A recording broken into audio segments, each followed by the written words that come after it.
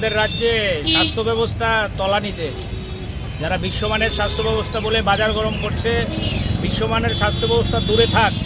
আমাদের রাজ্যে বামফ্রন্ট সরকার থাকার সময় স্বাস্থ্যের যে ফেসিলিটিগুলো ছিল, সেই ফেসিলিটিগুলো আজকে কোনো কিছুই মানুষ খুঁজে পাচ্ছে না। আমাদের রাজ্যের প্রধান রেফারেল হাসপাতাল জিবি অবস্থা শোচনীয়। আপনারা প্রতিদিন খবরের কাগজে বিভিন্ন নিউজ চ্যানেলে দেখছেন এই কী অবস্থা আমাদের এই জিবি হাসপাতালের মধ্যে। রোগীরা যারা আসছেন তাদেরকে ওষুধপত্র লিখলে তারা ওষুধ পাচ্ছেন না। সার্জিক্যাল যেখানে অপারেশন হয়, অপারেশনের যে সেলাই করার সুতো সেটা পর্যন্ত বাজার থেকে কিনে নিতে হয়। বাথরুমগুলোর অবস্থা ভয়ানক, জল পাওয়া যায় না, আগুন লেগে যাচ্ছে। এক কথায় একটা অভূতপূর্ব নৈরাজ্যের পরিবেশ এই রেফারেল হাসপাতাল জিবিতে। কিন্তু রাজ্যের যিনি স্বাস্থ্যমন্ত্রী তিনি আবার মুখ্যমন্ত্রী। অবাক করার মতো ঘটনা। ত্রিপুরা রাজ্যের ইতিহাসে আমরা কোনোদিন দেখিনি এই ঘটনা। সেটা ওদের অন্তর্দলীয় বিষয়, আমি এই নিয়ে টিপ্পণী করতে চাইছি না।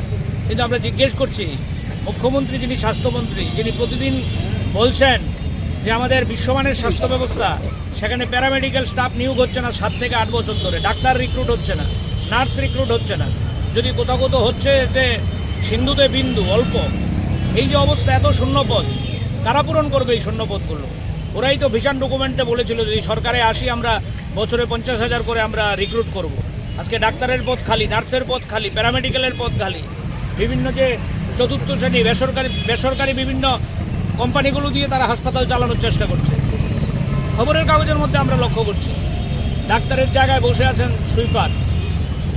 এই যে নৈরাজ্যের প্রতিবাদে সিপিআইএম উত্তর আগরতলা অঞ্চল কমিটি, এই এলাকার যে আমাদের পার্টির অঞ্চল কমিটি, তারা সিদ্ধান্ত করেছে আজকে সুপারের কাছে ডেপুটেশনে যাবে। এবং আমরা ডেপুটেশন প্রাথমিক পদক্ষেপ আপনাদের জানান দিতে চাই। ডেপুটেশনের পরও যদি এই সমস্যার সমাধানের উদ্যোগ না নেয় আমরা বৃহত্তর আন্দোলনে যেতে বাধ্য হব। শুধু লোকাল কমিটি না, আমাদের বৃহত্তর আমাদের যে কমিটিগুলো আছে তারা সবাই মিলে আমরা এই সরকারের টনক নড়ানোর চেষ্টা করব। আপনাদের কাছে আমরা যেটা বলতে চাই, এই সরকারটা হচ্ছে একটা প্রচারের সরকার, ফ্লেক্সের সরকার, বিজ্ঞাপনের সরকার। এই সরকার মানুষের জন্য কিছু করছে না, কোনো ক্ষেত্রেই না। শিক্ষা বলুন, স্বাস্থ্য বলুন, রাস্তাঘাট বলুন, এক ভয়ানক পরিস্থিতি। স্মার্ট সিটির নামে আমি আসার সময় দেখছিলাম গোটা শহর জ্যামে, অল্প বৃষ্টি হচ্ছে গোটা শহর জ্যামে আটকে গেছে। এই যে অচল অবস্থা কাটানোর জন্য তো মানুষকে কাউকে না কাউকে রাস্তায় নামতে হবে।